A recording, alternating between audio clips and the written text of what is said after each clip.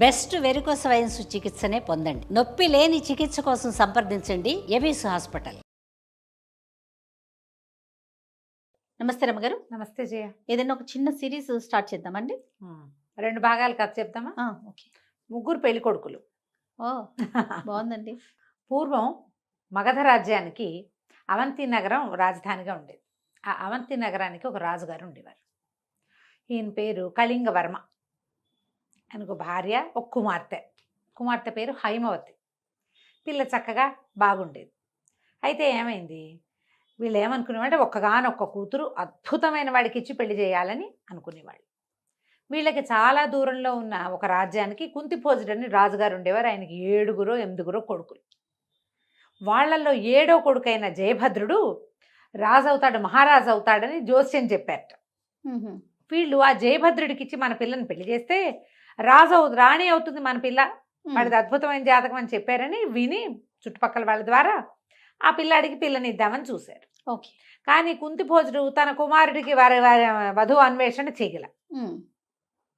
ఇప్పుడు వాళ్ళ దగ్గర నుంచి రావాలి కదా, మా అబ్బాయి కోసం ఆడపిల్లని చూస్తాం, మీ దగ్గర ఏమైనా ఉందా లేదా, మీ పిల్లని మాకు ఇవ్వండి, అటువంటిది ఏదో రావాలి. ఏమీ రాల. ఏం చేయాలో తెలియలే వీళ్ళకి. కానీ పిల్లని వెతుక్కుంటూ ఎవ్వరూ రాల. పిల్ల చక్కటిదే కానీ ఓకే సంబంధాలు రాల. అప్పుడప్పుడు అట్లా అవుతుంది చూడు. అవును. అయితే వీళ్ళకి కొద్ది రోజులు గడిచాక 2 సంబంధాలు వచ్చినాయి. కాదు, కొన్ని వచ్చినాయి. వాటిల్లో 2 మంచి కాస్త బెటర్గా సెలెక్ట్ చేశారా? సెలెక్ట్ చేశారు. ఇది ఏమిటివి? కుంతల దేశానికి చెందినటువంటి ధనవర్మ, లాటరాజు కొడుకైనటువంటి గుణవర్మ. ధనవర్మకి డబ్బులే ఉన్నాయి కానీ చదువు లేదు. గుణవర్మకి చదువు ఉంది కానీ వాళ్ళ రాజ్యం అప్పుల్లో ఉందని తెలిసింది. ఏం చేయాలి, వాళ్ళ గుంతాలు పడుతున్నారు. అయితే రాజుకి రాణికి ఒకళ్ళకి ఆ అబ్బాయి, రెండో వాళ్ళకి ఈ అబ్బాయి నచ్చారు. ఏదో మాట్లాడుకున్నారు, మాట్లాడుకున్నప్పుడల్లా వాదించుకుని పోట్లాడుకునేవాళ్ళు. వాళ్ళకేముంది వీళ్ళకేముంది, పక్క చక్కగా ఉన్నాడు, రేపొద్దున సంపాదించుకోపోతారా, ఇలాంటివి ఏమో మాటలు వస్తాయి కదా. అమ్మా నాన్నకి ఇద్దరికి చెరుకో అబ్బాయి నచ్చాడు. రాజుగారు ఏం చేశాడు, రాజ్యాధికారం ఉన్నవాడు కాబట్టి, తండ్రి కాబట్టి కాస్త గట్టిగా గుణవర్మకి ఖాయం చేశాడు పిల్లని. అమ్మాయికి ఏం అభ్యంతరాలు లేవు పాపం, అదే ఊరుకుంది. ఎవరో ఒకళ్ళు వివాహం చేస్తాడు తండ్రి. ఈ వర్మకి వాళ్ళకి ఉత్తరాలు రాసి, మీరు తరలి రండి మా ఇంటికి, మా పిల్లనిచ్చి పెళ్లి చేస్తామని ఉత్తరాలు రాశారు. కానీ ఈవిడికి, రాణిగారికి ఏం గుణం కోలా, వాళ్ళ అప్పుల్లో ఉంటేను, ధనవర్మ అయితే వాడి దగ్గర డబ్బులు ఉన్నాయి, చదువుకోపోతే పోయాడు, మన పిల్ల చదువుకుంది కదా, రాజుకు చదువేందుకు, మంత్రులు లేరు, వాళ్ళందరూ ఉంటారు కాబట్టి రాజుకు చదువక్కర్లా అని చెప్పి ఆ ధనవర్మకి రహస్యంగా ఒక దూతను పంపించి, నా భర్త వేరే చోట పిల్లనివ్వాలనుకుంటున్నాడు, నేను మాత్రం మీకు ఇవ్వడానికే డిసైడ్ అయ్యాను, మీరు వచ్చి ఊళ్ళో దిగండి, పిల్లని మీకు అప్పచెప్తాను, వివాహం చేసుకుని తీసుకెళ్ళిపోండి, వివాహం అయ్యాక ఆనాక ఏం చేస్తారు, ఆనకు చేసేదేం లేదు అని ఈవిడ ఉత్తరం రాసి ఒక మనిషిని ఇచ్చి పంపించింది. ఈ ధనవర్మ ఆయనకు పెద్దగా చదువు లేదని కుర్రాడికి ప్రచారంలో ఉంది, వాడికి మంచి సంబంధాలు రావట్లా. ఈ హైమవతి అందగత్తెని, ఈ రాజ్యానికి మంచి పేరుంది, అవంతి నగరానికి చాలా మంచి పేరుంది, అవంతి నగరం కూడా మందే అవుతుందని ఇవన్నీ ఆలోచించుకొని వస్తానని ఉత్తరం రాశాడు. సరే, ఏమైంది, గుణవర్మ దిగాడు మంది మార్బలంతో, రాజుగారు ఏర్పరిచిన పెద్ద విడిదిలో దిగాడు. ధనవర్మ కూడా రాణిగారు రహస్యంగా ఏర్పరిచినటువంటి ఒక మారుమూల భవనంలో సుమారైన మంది మార్బలం వారు పెద్దగానే దిగాడు. ఈ వచ్చిన పెళ్లి చుట్టాల్లో ఈ కొత్తగా వచ్చిన 2వ పెళ్లి చుట్టాలు ఎవరికి అర్థం కాల. ఓకే. గుంపంతా ఒకలాగానే ఉంది. పైగా పెళ్ళిళ్ళు అనేసరికల్లా ఎక్కువగా మగవాళ్ళు వస్తారు. ఈ మగ గుంపులో అందరూ ధనుర్బాణాలును గద అవి ఇవి కత్తి, వరలో కత్తులు, మీసాలు, పుస్తీలు అవి ధరించిన వాళ్ళే ఉన్నారు, తలపాగాలు. ఈ 2 వేరు గుంపులు వచ్చాయని పెద్దగా జనానికి అర్థం కాల. దిగేశారు. దిగేసిన తర్వాత ఏం చేసింది రాణిగారు, ముందు రోజు పొద్దున పెళ్లి కూతురుని చేశాక సాయంకాలము ఒక దాసి మంచి జమాజట్టిలాగా ఉన్నదాన్ని ఒకదాన్ని ఎంచుకుని, పూసే రాకుమార్తెని పూల బుట్టలో కూర్చోబెడతాము, ఆ బుట్ట నెత్తి మీద ఎక్కించుకుని తీసుకుపో. రాజకుమార్తె కొంచెం 7 మల్లెలు ఎత్తు సుకుమారే.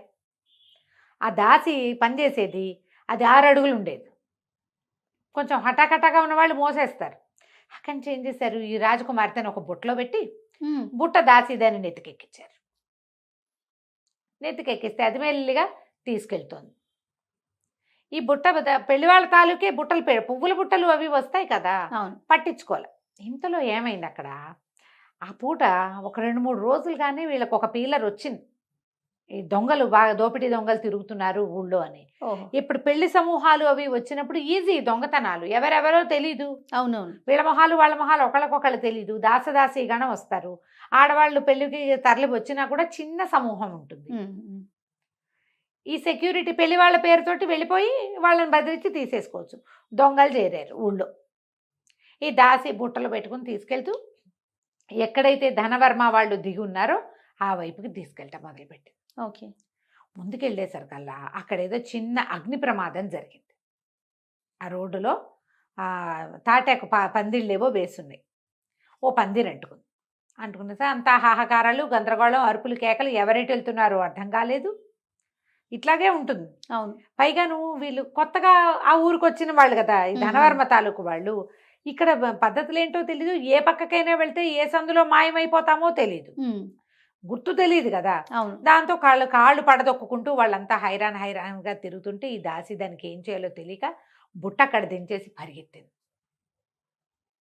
పరిగెత్తేసరికల్లా ఈ మొత్తం ఇది అగ్ని అంతా ఆరి కొంచెం కాస్త జనం సర్దుకునే సమయానికి నిజంగానే దొంగలు దిగారు. ఓహ్! ఈ దొంగలు దిగి అటు ఇటు చూసి ఈ పెళ్లి వాళ్ళ ఇంట్లోకి దూరి, ఈవిడ పెళ్లి వాళ్ళంతా బయటకు వచ్చి నుంచున్నారు చాలామంది. ఒకళ్ళు ఇద్దరు వెళ్తున్నారు. ఈ లోపలికి వెళ్తున్న దొంగలను చూసి సైనికులు ఉంటున్నారు. వాళ్ళకి తెలియదు. హ్మ్. లోపల నుంచి చాలా పట్టుకొచ్చేశారు. ఈ పందిరికి ఎడం వైపుగా పెట్టున్న ఈ బుట్ట చూసి ఏదో తినుబండారాలో పువ్వులో ఏవో ఉండుంటాయి. ఈ బుట్ట కూడా లేవ తీసుకుని గుర్రం మీద పెట్టు తీసుకుపోయారు. ఇక అంతే కదా, వెళ్ళిపోయింది. హ్మ్. రాణిగారు ఏమనుకుంటోంది, తెల్లవారుజామున ధనవర్మతో అమ్మాయికి వివాహం అయిపోయింది అనుకుంటుంది. వీళ్ళు తెల్లవారుధామ దాకా చూసి పిల్ల రాలేదు, ఏం చేయాలి, ఇంత దూరం అనవసరంగా వచ్చామని ధూమ్ధామ్ అనుకుంటున్నాడు ధనవర్మ. రాజుగారేమో తెల్లారి మామూలుగా పెళ్ళి అవుతుంది అనుకున్నాడు. తెల్లవారు చూస్తే రాకుమార్తె కనపట్టలేదు. అంతా వెతికారు. భార్య ఏదైనా చేసిందని ఆయన అనుకోలే. వెతుక్కున్నారు. రాత్రి దొంగలు పడ్డారు. అదైంది ఇదైంది ఏవో మాట్లాడారు. ఇంతలో ఏమైంది, ధనవర్మ దగ్గర నుంచి ఓ ఇద్దరు దాసీలు వచ్చి వివాహం సుసంపన్నం కాలేదండి, ఎందుకంటే రాజకుమార్తె రాలేదు. ఈవిడ కంగారు పడింది. ఇప్పుడు ఏమైపోయింది, ఆ దాసిని పట్టుకున్నారు. అది ఇంటికి వెళ్ళిపోయింది దాని దారిన. దాసిని పట్టుకొచ్చేసరికల్లా నాకేం తెలుసండి, మీరు ఇచ్చిన బుట్ట నేను అందులో రాజకుమార్తె ఉందని దానికి తెలియదు. బుట్ట నేను అక్కడ వెళ్ళిపోయాను. పెళ్లి వాళ్ళ ఇంట్లో దింపిరమ్మన్నారు. అక్కడేమో అగ్ని ప్రమాదము, ఇదంతా గందరగోళంగా ఉన్నారు. వాళ్ళకి పంపించాల్సిన బుట్ట వాకిట్లో ఉంటే వాళ్ళు లోపల పెట్టుకోరు, మరి పెట్టుకుంటారు. అందుకని నేను అక్కడ పెట్టేసి ఏదో పిల్ల ఏమైపోయింది. అక్కడి నుంచి 5-6 సైనికుల్ని, ఒరే బాబు ఇట్లా బుట్టలో పెట్టాను వెతకంటారా అంటే వెతికినా ఏం లేదు, ఎక్కడా లేదు. ఇక చేసేదేం లేదు. వీళ్ళు ఏం చేశారు, ఈ దొంగలు బుట్టలతో మొత్తం సామాన్లన్నీ పట్టుకెళ్ళిపోయారు. పెళ్లి వాళ్ళు లూటీ అయిపోయారు. ఇంత పని చేసావని ధనవర్మ పిచ్చి కోపంలో ఉన్నాడు. మెల్లిగా మాటలు అటు ఇటు మారి ఇక్కడ ఇంకో పెళ్లి కొడుకున్నాడని, పెళ్లి కొడుకు దగ్గరికే పిల్లని పంపారని ఇది తెలిసిపోయింది. ఈ రోడ్డు మీదకి వెళ్ళిపోయిన గుర్రాలు సామాను దొంగలు వీళ్ళని పట్టుకుపోయారు కదా, వాళ్ళు ఎక్కడో అడవిలోకి ఎక్కడికో తీసుకెళ్ళి ఆ సామాన్లన్నీ పంచుకున్నారు. ఏమేమి ఉన్నాయి, అవి ఉన్నాయని. ఎప్పుడైతే ఈ బుట్ట గుర్రం మీద పెట్టారో దాన్ని పువ్వుల బుట్టగా నమ్మారు వాళ్ళు. ఓకే, లేదా తినుబండారాలు అందులో పంచుకునేందుకు ఏముంది, ఆ బుట్టను వదిలేశారు. వీళ్ళంతా కూర్చుని పంచుకుంటుండగా ఇంతలో పులి గాండ్రింపు వినపడింది. వినపడేసరికల్లా వీళ్ళు బెదర్లా దొంగలు. వాళ్ళు ఏమనుకున్నారంటే ఇంతమందిని చూస్తే పులి రాదు, ఎక్కడో గాండ్రిస్తుంది అంటున్నారు. కానీ గాండ్రింపు విన్నవి ఈ గుర్రం ఒంటరిగా నిలబడింది. అది సామాన్లు కూడా ఉన్నాయి పైన. బెదిరి పరిగెత్తి ఎక్కడ పరిగెత్తుందో, ఎట పడితే అట్ట పరిగెత్తేసేసి ఎక్కడో తన మీద ఉన్న ఆ బుట్టని వదిలేసింది. అది ఆ బుట్ట కాస్త పడిపోయింది. పక్కకు పడంగానే ఈ అమ్మాయి లేచి కూర్చుంది అందులోంచి. రాత్రి కొంత మటుకు వచ్చింది. అక్కడ మెలకుగానే ఉంది. తల్లి కూర్చోబెట్టింది. తెల్లవార్లు ఎక్కడికో వదిలే గుర్రం మీద ఇట్లా కదులుతుంటే నిద్ర రాదు, కూర్చుని నిద్రపోయింది. ఇప్పుడు మేలుకు వచ్చింది. తల కింద టాప్మని తగిలేసరికి లేచి చూసుకుంటే నట్ట అడవిలో. ఏం చేయాలో తెలియలే. ఇంతలో ఏమైంది, ఈ పులి భయానికి పరిగెత్తింది కదా, ఆ పక్క నుంచి సడన్గా అడవంతా నిశ్శబ్దంగా అయిపోయింది. పులి వస్తోంది. బెదిరి బిక్క చచ్చి నుంచి ఒక ఆటవికుడొకడు ఆ పక్క నుంచి వస్తూ, పులి కోసమే వస్తున్నాడో వాడు లేడి కోసం వస్తున్నాడో, 2 బాణాలు వేసి పులిని బెదిరించాడు. పులి కాస్త పారిపోయింది. అతని దగ్గరకు వచ్చి ఎవరమ్మాయి నువ్వు ఏమిటి అని అడిగాడు. అడిగితే అమ్మాయి బెబ్బా బెబ్బా అమ్మాయి అంది. తనకి తెలీదు ఏం జరిగిందో. ఏదో పిల్ల ఏమో పెళ్లి కూతురు వేషం, నిన్న పొద్దున పెళ్లి కూతురుని చేశారు కదా. సరే రామ్మా మా ఇంటికి వెళ్దాం, రేపు పొద్దున్నే చూద్దు కానీ ఎక్కడికి వెళ్ళాలో చూద్దు కానీ ఆ పిల్లని వెంబడబెట్టు తీసుకెళ్ళాడు. ఈ ఆటవికుడి పెళ్ళాము మామూలుది కాదు, తాటకి అది. ఆ వెనకాల వచ్చిన పెళ్లి కూతురుని చూడగానే అవురవురా నువ్వు అడవికి వెళ్ళి నువ్వేదో తెస్తావనుకుంటే పెళ్లి కూతురిని వెంబడి పెట్టుకొచ్చావా? తిండి తిప్పలు ఏమైనా తెచ్చుకురావద్దు, నీకు లేదు కుందేలు లేదు, ఈ పిల్లని ఎక్కడి నుంచి తెచ్చావు, దీనికోసమే నువ్వు అడవిలోకి వెళ్ళావంటే కాదే అని వాడిని ఎత్తి మొత్తుకున్నా అది వినలా. తెల్లగా తెల్లారిపోయింది.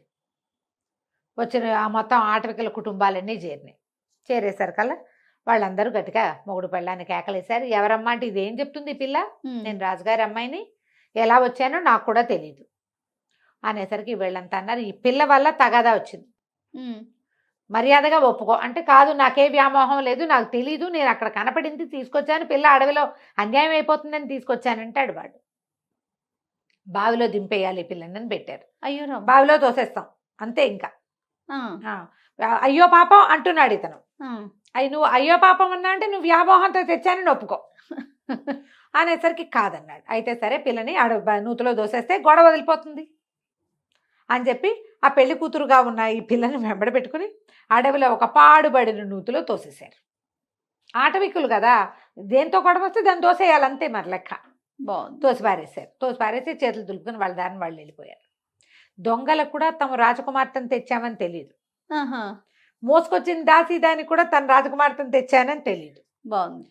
ఇందులో పడిపోయి ఆ పడిపోయిన పిల్ల ఢామని కిందకి వెళ్ళిపోలే.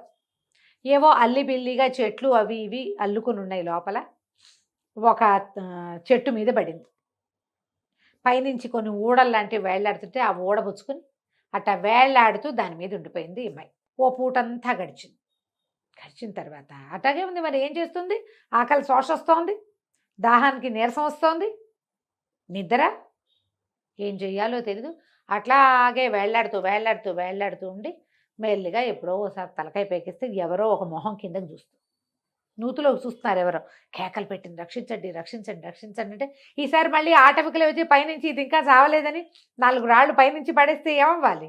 కానీ వచ్చింది ఆటవికుడు కాదు, వీడు ఒక రాజకుమారుడు. ఓహో. అతను ఏం చేశాడు, గుర్రం ఏదో వేసుకొచ్చాడు, గుర్రపు కళ్ళేలకున్న తాడి వేసి ఆ పిల్లని పైకి లాగి కూర్చోబెట్టి ఎవరమ్మాయి ఏంటంటే వాళ్ళ పెళ్లి కూతురు వేషం, ఆ మొహం అంతా జుట్టు గిట్టు అంతా పోయి కాళ్ళ కాటికి అదంతా కరిగిపోయి లోపలికి పడేసరికి చిన్న పొన్న దెబ్బలు కూడా తగిలినాయి. ఆ అమ్మాయి ఏం చెప్పిందంటే నేనేమో రాజుగారి అమ్మాయిని, మరి నిన్న నాకు పెళ్ళి, మా నాన్నేమో ఒక పెళ్లి కొడుకుని తెచ్చాడు, మా అమ్మ ఇంకో పెళ్లి కొడుకుని తీసుకొచ్చింది, వీళ్ళిద్దరూ కాదు 3వ పెళ్లి కొడుకు ఎవరో ఉన్నారు, ఆయన ఎవరో నాకు తెలీదు, నా పరిస్థితి ఏమో ఇలా అయింది, నేను ఇక్కడ పడిపోయాను, ఆటవికులేమో నన్ను ఇక్కడికి దోసేశారు అనేసరికల్లా అతను అన్నాడు నువ్వెవరు అని అడిగింది. నా పేరు జయభద్రుడు అని చెప్పాడు. కుంతిభోజన మహారాజు కుమారుణ్ణి, నేను అడవిలోకి వచ్చాను, దారి తప్పిపోయా, మా సమూహం అంతా ఎటో వెళ్ళింది, మంచినీళ్ళు తాగుదామని నువ్వు దగ్గరకు వచ్చాను,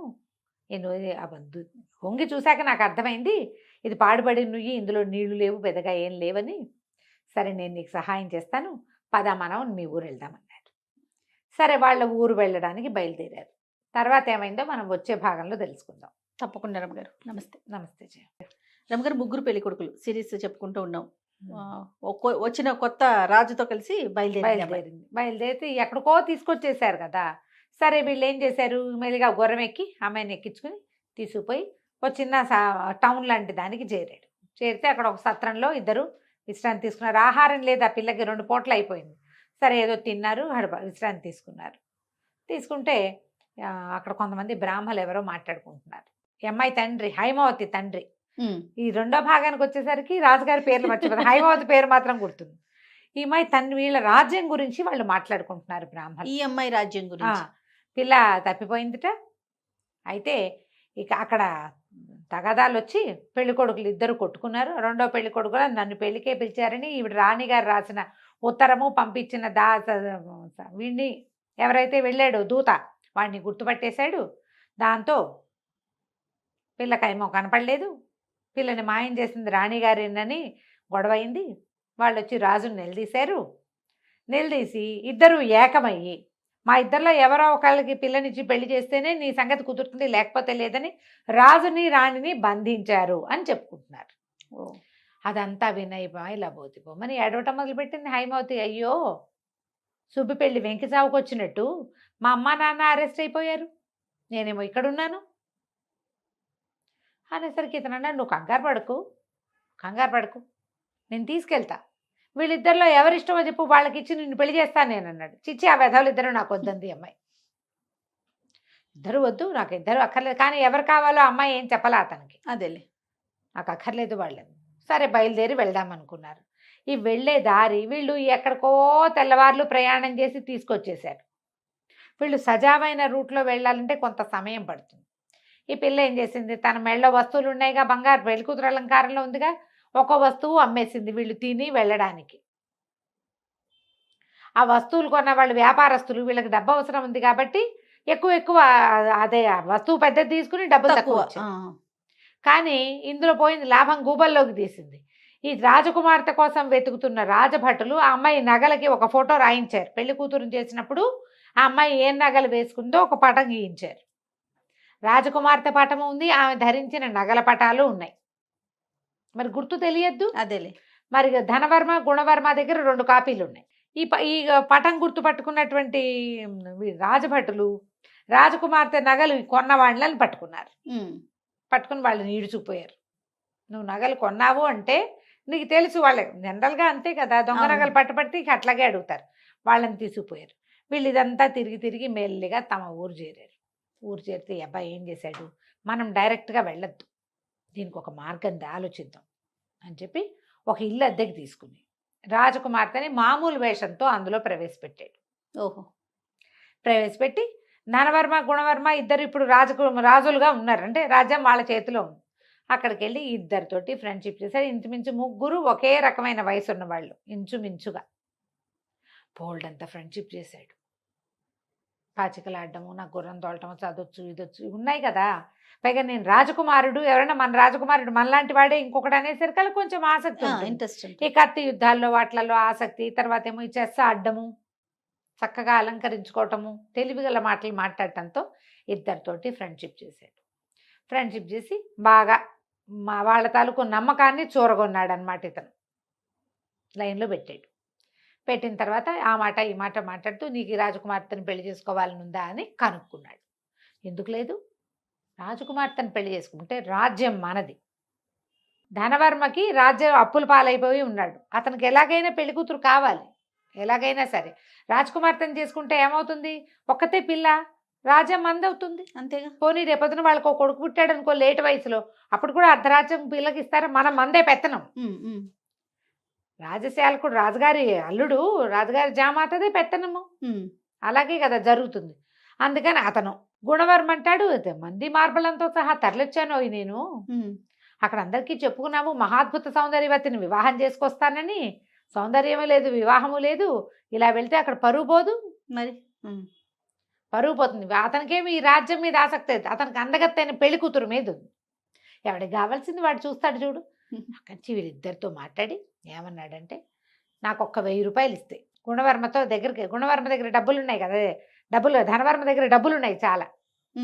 అతని దగ్గరికి వెళ్ళి ఏం చెప్పాడంటే, మీరు నాకు ఒక 2000 రూపాయలు ఇచ్చారంటే మీకు ఒక నిజం చెప్తా అనేసరికి, ఎంత కావాలని ఇస్తాను, 1000 కాదు 2000 ఇస్తాను, నిజం చెప్పన్నాడు. మీరు తెలియదు కానీ ఈ రెండో వాడు ఉన్నాడే మిమ్మల్ని మోసం చేస్తున్నాడు, వాడికి ఆల్రెడీ పిల్ల దొరికేసింది పెళ్లి కూతురు, ఆమెను ఒక భవనంలో ఉంచాడు.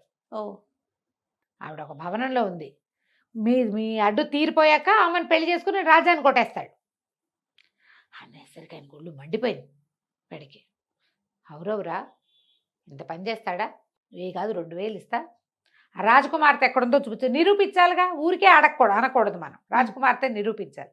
ఇతను ఏం చేశాడు, జయభద్రుడు రెండో వాడి దగ్గరికి వెళ్ళాడు, రెండో పెళ్లి కొడుకు ధనవర్మ దగ్గరికి వెళ్ళి, మీ గుణవర్మ చాలా మోసం చేస్తున్నాడండి మిమ్మల్ని, ఎప్పుడూ దొరికేసింది రాజకుమార్తె, ఆ పూట పొరపాటున ఆ బుట్ట పువ్వుల బుట్ట ఎక్కడికో వెళ్ళిపోయింది, ఆ ఇంట్లో వాళ్ళు ఆయనే అసలు పెళ్లి కొడుకని ఆయనకు అప్పచెప్పారు, తెలిస్తే మీరు గొడవకు దిగుతారని పిల్లని ఇంకో చోట దాచిపెట్టాడు, ఒక మేడలో దాచారు అని చెప్పాడు. చెప్పేశారు కల్లా అవురా వీడు ఇంత పని చేస్తాడా, ముందు రాజకుమార్తెని సాక్ష్యం చూపించు నాకు.